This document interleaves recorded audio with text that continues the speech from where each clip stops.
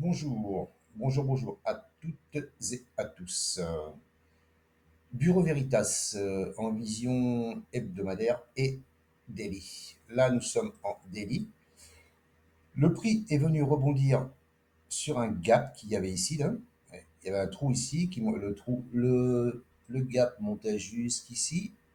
Voilà. Là, il en avait combien une partie.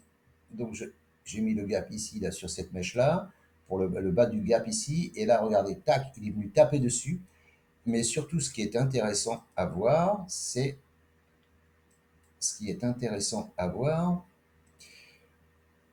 Fibonacci, comme d'habitude. Le plus bas, le plus haut. Et regardez, on est dans la zone d'or. Zone d'or.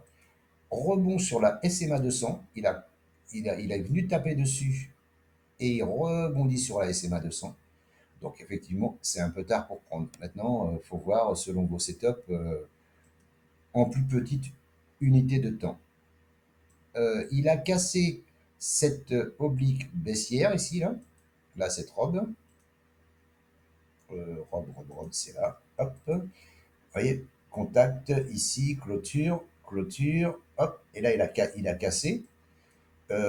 Mais pour moi, je pense qu'il faut attendre justement la cassure de cette résistance ici, là. Ici, ça c'est une résistance. Voilà, ça c'est une résistance. Alors il y a la résistance et il y a la SMA 200 journalière qui est au-dessus.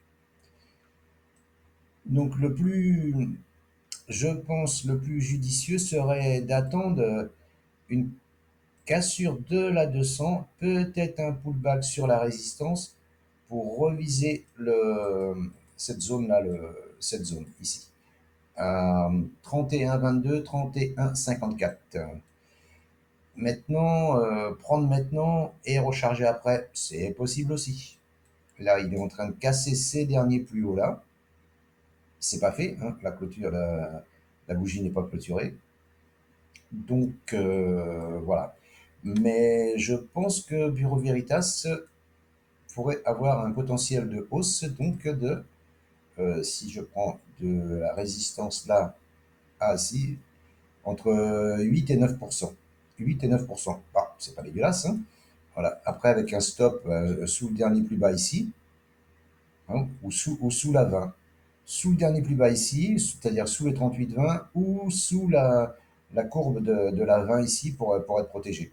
Mais bon, c'est parce que les petites UT passent haussières, donc c'est intéressant. Les grandes UT H4, D1, Weekly sont neutres, donc il y a une cassure de robe. Je pense que c'est intéressant de commencer à regarder voilà, la cassure de cette résistance déjà. Si on passe au-dessus de la 200, alors soit prendre au-dessus de la 200, soit attendre un pullback qui ne viendra peut-être pas. Voilà. Donc c'est à chacun de voir ce qu'il veut voir, parce que tout le monde voit différemment. Moi, je vois ça.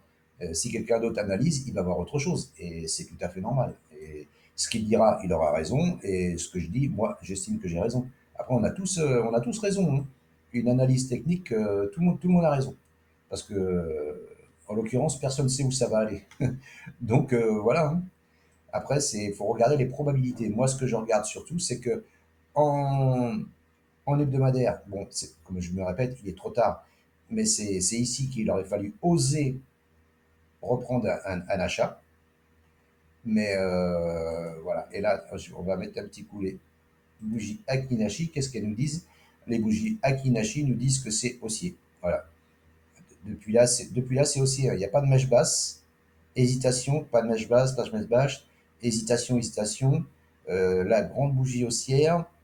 Là, pour l'instant, ça crapahute. Hein. Ça crapahute, ça crapahute, ça crapahute. Ça monte, ça monte, ça monte.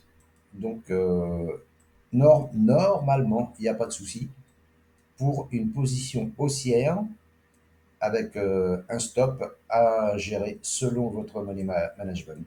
Parce que là, bon, hop, là j'ai dit quoi? Il reste 8%, 8-9%. Alors si on se met là, bon, c'est raisonnable, hein, 6%. Après, si vous mettez ici, ça fait du 1 pour 1 sous ces dernières mèches là, ça fait du 1 pour 1. À chacun de voir